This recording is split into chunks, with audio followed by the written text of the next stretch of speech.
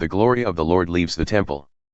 Then I looked, and behold, on the expanse that was over the heads of the cherubim there appeared above them something like a sapphire, in appearance like a throne.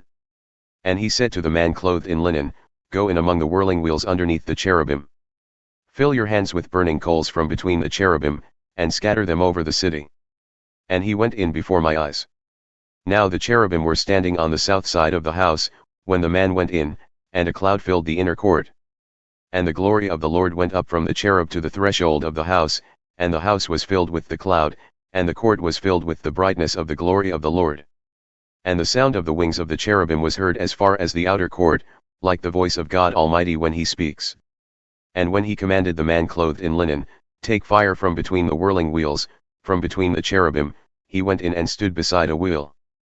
And a cherub stretched out his hand from between the cherubim to the fire that was between the cherubim, and took some of it and put it into the hands of the man clothed in linen, who took it and went out. The cherubim appeared to have the form of a human hand under their wings. And I looked, and behold, there were 4 wheels beside the cherubim, one beside each cherub, and the appearance of the wheels was like sparkling beryl. And as for their appearance, the 4 had the same likeness, as if a wheel were within a wheel.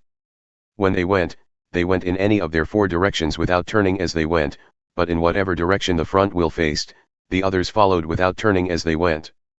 And their whole body, their rims, and their spokes, their wings, and the wheels were full of eyes all around, the wheels that the 4 of them had.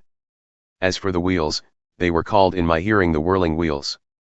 And every one had 4 faces, the first face was the face of the cherub, and the second face was a human face, and the third the face of a lion, and the fourth the face of an eagle. And the cherubim mounted up. These were the living creatures that I saw by the Chebar Canal. And when the cherubim went, the wheels went beside them. And when the cherubim lifted up their wings to mount up from the earth, the wheels did not turn from beside them.